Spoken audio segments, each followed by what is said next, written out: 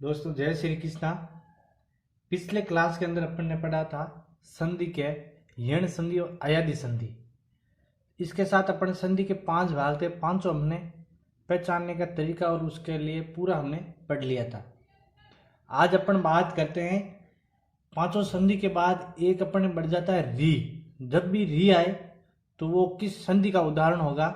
री 3 तरह की होती है, तो अपन पहले तो शुरू करते हैं री का प्रयोग।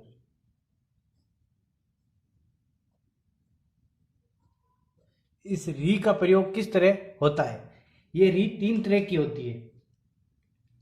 इसका संधि विच्छेद कितनी तरह से होता है?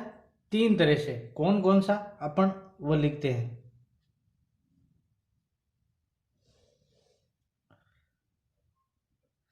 पहला री जिसके अंदर नीचे अपन देखते हैं किसी वर्ड के अंदर नीचे रे आता है, ये वाला नीचे की तरफ।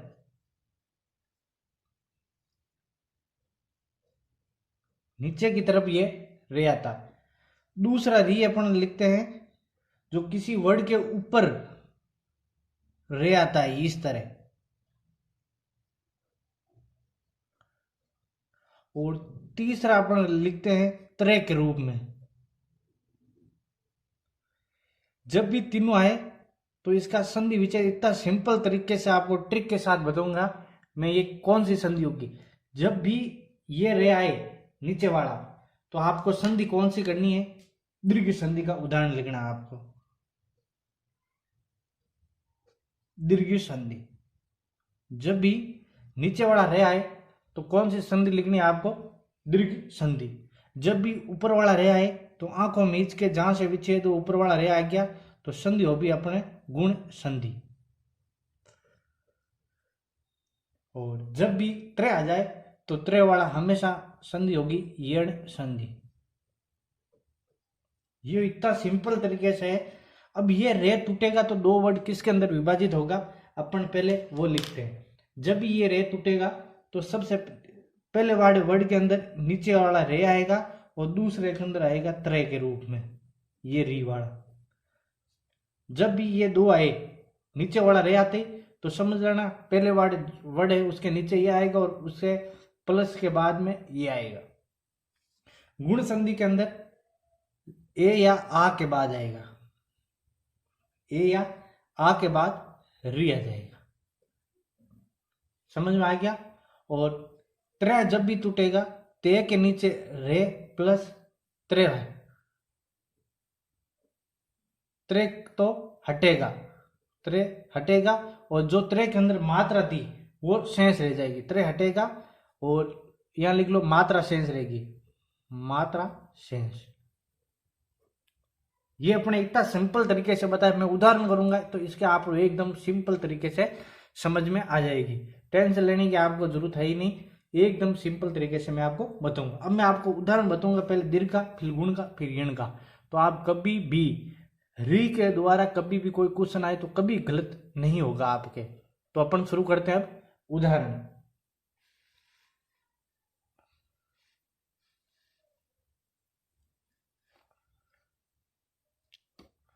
उदाहरण देखो, सबसे पहले आप उदाहरण है पितृण। बहुत बार क्वेश्चन आ रखा है इसका। पितृण बहुत बार क्वेश्चन आ रखा है कि पितृण का संधि विच्छेद क्या होगा। तो अपन कुछ नहीं करना, रे कौन सा? नीचे वाला। तो यण संधि कौन? दीर्घ संधि का उदाहरण होगा। जब भी रे ये नीचे वाला मिल गया तो आप आंखें मीच के संधि कौन सी करनी है? दीर्घ संधि का उदाहरण है। अब अपन ने बताना है कि इसका संधि विच्छेद क्या होगा। तो मैंने बताया पहले क्या आएगा ये, तो पित्र तो वैसे वैसे लिखना आपको, पित्र लिख दिया। बाद में क्या लिखना? री आएगा तो री लिखना है। बाकी बचे अणे तो ये ऋण लिखा। पित्र प्लस ऋण क्या होगा? पितृण। यहां से क्या निकला? ये रे और यहां से री, दोनों मिलकर क्या बन जाएंगे? ये नीचे वाली मात्रा। समझ में आ गया। और उदाहरण करूंगा मैं आपको इसका। फिर पहले इसका उदाहरण करते हैं। जैसे गुण संधि का अंदर जब भी ऊपर वाली मात्रा है तो संधि कौन सी होगी? गुण संधि। जैसे सबसे पहले अपन उदाहरण लिखते हैं महर्षि। महर्षि का बहुत बार क्वेश्चन आ रखा है, कौन सी? महर्षि। महर्षि के अंदर पहले देखो मात्रा कौन सी, ऊपर वाली, तो संधि कौन सी, गुण संधि। आंखें मीच के इसको पहचानना है, इसको पहचानते ही आधा काम अपने पूरा हो गया, 80% काम। फिर अपन चलते हैं, पहले क्या आएगा, ए या आ आएगा, तो वहीं से ही तोड़ो। री हट, ये वर्ड हटा दो, जहां पर वो री है वो वर्ड हटा दो, बाकी वाला लिख दो। मैं तो होता नहीं है, तो वर्ड क्या होगा, महा, प्लस री आएगा, री लिख दिया मैंने, बाकी वाला सेम वर्ड लिखना है, ऋषि। महा प्लस ऋषि महर्षि हो गया, महा प्लस ऋषि का क्या होगा, महर्षि। फिर इसके अंदर और उदाहरण करेंगे, पहले एक दो उदाहरण मैं तीनों आपको समझा दूं, फिर और उदाहरण कर लेते हैं अपन। त्रय आता है, त्रय आता तो यण संधि कौन सी होगी, यण संधि का उदाहरण होगा। जैसे ही त्रय आएगा, संधि कौन सी होगी, यण। ये त्रय लिख दिया मैंने, ये यण संधि का उदाहरण होगी। जैसे ये क्वेश्चन आ रखा है ओल्ड पेपर के अंदर, आप देखोगे तो जो मैं उदाहरण बता रहा हूं वे पेपर ओल्ड पेपर के अंदर ही है सारे के सारे, तो इनके ज्यादा वापस चांस आने के ज्यादा है। पितृ अनुमति, पितृ अनुमति, बीच में क्या है, त्रय, तो संधि कौन सी होगी, आंख मीच के यण संधि। कौन सी संधि, यण संधि। मैंने बताया पहले क्या आएगा, त्रि, तो जहां पर त्रय है, त्रय को हटाकर क्या लिखना, त्रि लिखना आपको बस। जैसे पी और त्रय को हटाकर क्या लिखना, त्रि, प्लस बाकी वाला सेम। मैंने क्या, त्रय हटेगा, मात्रा सेंस, मात्रा क्या है, त्रय हटने की एक की सेंस रह जाती है, तो वापस बचती है अनुमति। मात्रा कैसे ए सेंस रही, ये त्रय दो वर्ड से मिलकर बना हुआ है। त्रय के नीचे हलंत आएगा जो आधा, और इसके अंदर ए लिखेंगे तो त्रय पूरा होगा। त्रय तो ये हट जाएगा, मात्रा वापस सेंस रह जाएगी, इसीलिए ये यहां आया। समझ में आएगा, कोई भी वर्ड हो वो दो मात्राओं से मिलकर बना होता है। अगर उसके नीचे हलंत नहीं है, मतलब इसके अंदर ए शामिल है। जैसे हलंत आ गया, लेकिन ये प्योर व्यंजन है, उसके अंदर हलंत आते ही क्या है, प्योर व्यंजन है, उसके अंदर ए शामिल नहीं है। अगर मात्रा आ जाए तो मात्रा ऐसे ही सबर सेंस मात्रा रहती है उसके अंदर। जैसे आपको और उदाहरण करता हूं, उदाहरण के शुरू और इसको अपन समझते हैं।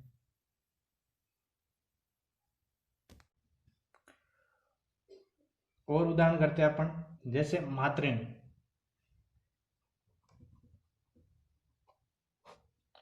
ते के नीचे रे आया, नीचे वाला, तो संधि कौन सी होगी, पहले तो ये देखो, दीर्घ संधि का उदाहरण है, सिंपल हो गया। संधि पहचान लो पहले, दीर्घ संधि। फिर इसका मैंने विच्छेद बनाया, पहले नीचे वाला रे प्लस री आएगा, तो आपने तोड़ो भाई, ये मात्रा है जो दीर्घ संधि के अंदर, और कुछ नहीं है, ये मात्रा है। पहला वर्ड है जैसा लिखना है, जहां से रे है वो वर्ड है जैसा, जैसे मातृ, प्लस री लगा देना अपने, बस ऋण के आगे क्या लगा देना, री, सिंपल। दीर्घ आपने क्या बताया था, दीर्घ संधि पहले रे प्लस री, दोनों क्या बढ़ जाएंगे, नीचे वाला रे बन जाएंगे, यही तो मैंने समझाया। फिर अपन चलते हैं ऊपर वाली मात्रा का। ऊपर वाला मात्रा का देखो, देव ऋषि, ये बहुत बहुत क्वेश्चन आ रखा है बहुत बार। रे कौन सा है, ऊपर वाला, तो यानी कौन सी संधि होगी, गुण संधि का उदाहरण होगा। जैसे ही रे ऊपर वाले, संधि कौन सी, गुण संधि का उदाहरण होगा। अब अपन को देखना है इसको, तो मैंने इसको बताया पहले वर्ड सेम लिखना है, देव,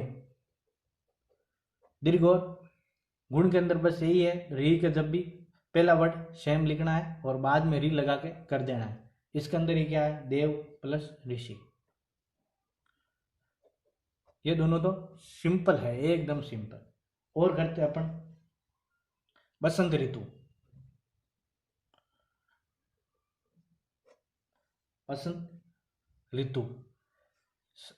सबसे पहले ये देखो, रे कौन सा है, ऊपर वाला, तो संधि कौन सी होगी, गुण संधि का उदाहरण होगा। फिर इसको अपन तोड़ना है, तो मैंने क्या बताया, पहला वर्ड सेम का सेम है, री वाला वर्ड छोड़ दो, बाकी वाला सेम लिख दो, बसंत, प्लस ऋतु है तो इसके आगे री लगा दो और सेम लिख दो। ये तो है शॉर्टकट तरीका, रे हटा के और री लगा दो, रे का री बना दो और वापस वर्ड वो का वही लिखना है आपको। ये तो अपना शॉर्टकट, और इसको समझना है तो यहां से क्या आएगा, ए या आ प्लस री, दोनों क्या मिलकर के बने ऊपर वाला रे। इसके अंदर क्या है, ए है, तो अपने ए काम लिया है। और अभी चल रहे अपने सर्दियों वाला, तो शीत ऋतु अपन लिख लेते हैं। एक उदाहरण और करते हैं अपन, शीत ऋतु। सर्दी चल रही है तो कौन से? शीत ऋतु।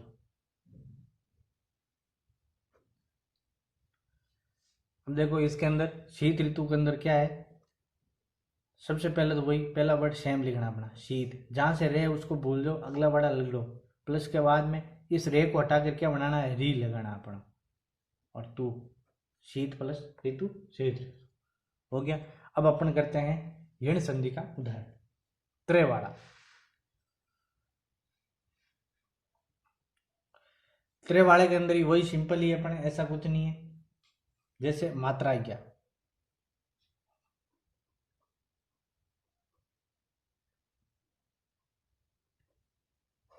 मात्रा क्या, बीच में जहां से विच्छेद हो वहां से क्या आ गया? त्रे। तो संधि कौन सी? यण संधि का उदाहरण है। ठीक है, अपन ने क्या बोला? यण संधि के अंदर ये त्रे हटेगा, इसके लगे क्या लगाना है अपन को? जो मात्रा है वही लगानी है। और पहले वाले वर्ड क्या है? त्रि लगाना है, तो मातृ ये लगाना है। त्रे को हटाकर ये लगाना है। और बाकी क्या, जिसकी मात्रा सेंस रह जाएगी। मात्रा किसकी? त्रे हट जाएगी, मात्रा आ की बच गई और आ गया, हो गया। और अपन उदाहरण करते हैं, जैसे पितृउपदेश। ये सवाल क्वेश्चन बहुत बार आ रखा है, पितृउपदेश। त्रे आएगा पितृउपदेश, त्रे हटाना है तो अपन क्या लगाना है? पितृ। उ है मात्रा तो उ लगा दो, पीछे क्या है? उपदेश। जो ये मात्रा आगे की तरफ जाएगी, प्लस वाले बाद में ई हो, कुछ भी हो, या ये मात्रा प्लस के बाद में जाएगी। त्रे को हटा के अपन को त्रि करना है बस। और लिखते हैं मातृ इच्छा, मातृ इच्छा। जहां से संधि हो वहां से आ गया त्रे, त्रे आ गया तो क्या करना? मातृ। पहले तो क्या लिखना? मातृ प्लस ई आगे की तरफ चला जाएगा, ई लिख दिया मैंने, ई छोटा ही है, छोटा लिख दिया, बाकी वाला वो सेम लिख दिया, इच्छा हो गया। तो मातृ प्लस इच्छा। यहाँ से क्या, किस किस से वर्ड बना है? यहाँ तो है त्रि, और यहाँ से वो त्रे था, त्रे हटके जो मात्रा शेष बच गई, मात्रा शेष बच गई, और दोनों मिलकर क्या बन जाएंगे? ये त्रे बन जाएंगे। इस त्रि का वापस करो तो त्रे, और यहाँ से ई की मात्रा है तो ई, इस ई की मात्रा वापस लगा देनी, छोटी है तो छोटी लगा देनी। ये हो गया अपने यण संधि का उदाहरण, सिंपल। और एक बार आपको इसको रिपीट कर देता हूं, जब भी संधि, जब भी मात्रा नीचे वाली हो, जब भी मात्रा नीचे वाली हो ये, तो संधि कौन सी होगी? दीर्घ संधि का उदाहरण होगा, दीर्घ। जब भी मात्रा ऊपर वाली हो ये, तो संधि कौन सी होगी? गुण संधि का उदाहरण होगा, क्योंकि ए या आ के बाद आती है, ए या आ के बाद री आती है, इसीलिए। हो गया। और जब भी त्रे आता है संधि कौन सी होगी? यण संधि का उदाहरण होगा। ये तीन चीज याद रखना। अब ये दीर्घ संधि क्यों होगी ये मैं बता देता हूं। यहां से क्या है? नीचे वाला री बोलते हैं इसको, और साथ में री। जो मैंने क्या बताया, दो जब भी समान स्वर आए तो संधि कौन सी होगी? यू। तो ये दो समान स्वर आ रहे हैं तो संधि कौन सी होगी? अपने दीर्घ संधि। दो स्वर के बाद में जैसे पहले ए या आ आया, ये किसके अंदर आते? दीर्घ संधि और गुण संधि दोनों के अंदर आते हैं। फिर इसके अंदर असमान, वापस ही असमान आया तो संधि कौन सी होगी? अपने ए या आ के बाद री आए तो संधि कौन सी होगी? गुण।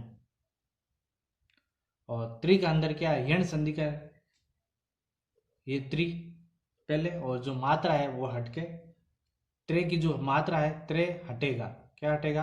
त्रे हटेगा। जैसे त्रि बन गया त्रे हटेगा, और मात्रा शेष, त्रे हटेगा, मात्रा शेष रहेगी। ये थी अपनी री वाली बात। री के बाद अपन चलेंगे अब व्यंजन संधि के अंदर। किसके अंदर? व्यंजन संधि के अंदर। व्यंजन संधि के अंदर सिंपल है, इसके अंदर 8 नियम है। 8 नियम एकदम सिंपल है, मैं आपको इतनी सिंपल तरीके से समझाऊंगा कि किस तरह व्यंजन संधि है। व्यंजन संधि के लिए अपन को घोष और अघोष, घोष और शेघोष, ये दो अपन को याद होना चाहिए कि एक घोष कौन सा है और शेघोष कौन सा है, जिसको अपन घोष भी बोलते हैं। घोष और अघोष ये दोनों कौन से हैं, वर्ड हैं, वर्ण होते हैं, और इनको पहचानने के बाद अपन ये व्यंजन संधि एकदम सिंपल हो जाएगी। तो नेक्स्ट क्लास के अंदर अपन पढ़ेंगे व्यंजन संधि, और एकदम सिंपल तरीके से पढ़ेंगे। जैसे अपन ने स्वर संधि पढ़ी है 5 प्रकार, एकदम सिंपल तरीके से पढ़ी है। तो अपन अब मिलेंगे नेक्स्ट क्लास के अंदर। आप इस वीडियो को ज़्यादा से ज़्यादा शेयर करो, चैनल को सब्सक्राइब करो, और आपका कुछ डाउट है तो कमेंट्स बॉक्स के अंदर ज़रूर उसको टाइप करो। तो अपन मिलते हैं हम नेक्स्ट क्लास के अंदर। तब तक के लिए आप सभी को जय श्री कृष्ण।